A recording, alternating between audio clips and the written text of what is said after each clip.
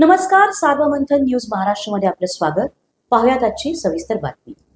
श्रीरामपूर येथील बंटी जागीरदार यांच्यावर गोळ्या झाडून हत्या करणाऱ्या 2 आरोपींना पोलिसांनी संगमनेर भागात जेरबंद केल्याचे पोलीस सूत्रांकडून समजले असून अद्याप पोलिसांनी आरोपींची नावे उघड केली नसून लवकरच हत्या करणाऱ्यांची नावे समोर येणार आहेत.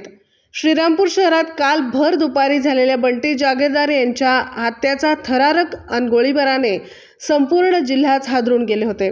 हल्ले करणारे आरोपी सीसीटीव्ही कॅमेरे कैद झाले होते. त्या अनुषंगाने पोलिसांनी तपास सुरू केला होता. या तपासादरम्यान 2 आरोपींना पोलिसांनी संगमनेर भागात जेरबंद केल्याचे सूत्रांकडून समजले आहे. बंटी जागीरदार हा कब्रस्तानमधील अंत्यविधी आटोपून घरी परतताना त्यांच्यावर अज्ञात हल्लेखोरांनी बेछूट गोळीबार करण्यात आला. या घटनेचे वृत्त सर्वत्र वाऱ्यासारखे पसरले असता प्रत्येकाच्या मनात एकच प्रश्न उपस्थित झाला, तो म्हणजे कोण उठलं असेल बंटी जागीरदारांच्या जीवावर.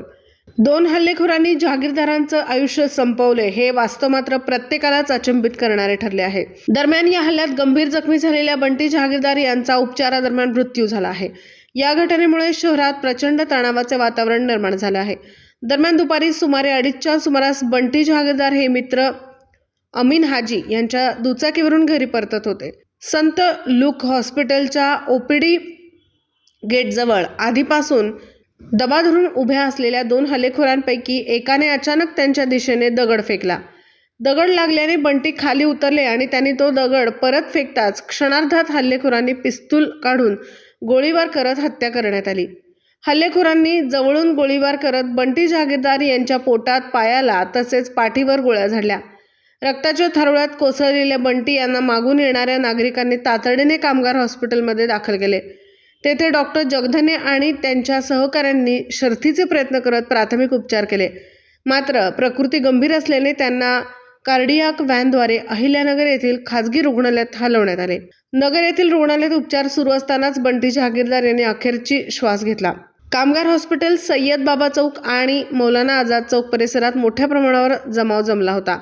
संभाव्य अनुचित प्रकार टळण्यासाठी मोठा पोलीस बंदोबस्त तैनात करण्यात आला. मृत्यूनंतर त्यांचा मृतदेह आता छत्रपती संभाजीनगर येथील घाटी शासकीय रुग्णालयात शवविच्छेदनासाठी पाठवण्यात आला होता. यानंतर मृतदेह श्रीरामपुरात आणून अंत्यविधी करण्यात आला. यावेळी अंत्यविधीसाठी मोठ्या प्रमाणात नागरिक सहभागी झाले होते. सार्वमंथन न्यूज महाराष्ट्र, श्रीरामपूर, अहिल्यानगर. सार्वमंथन न्यूज महाराष्ट्राला लाईक करा, शेअर करा, सबस्क्राईब करा.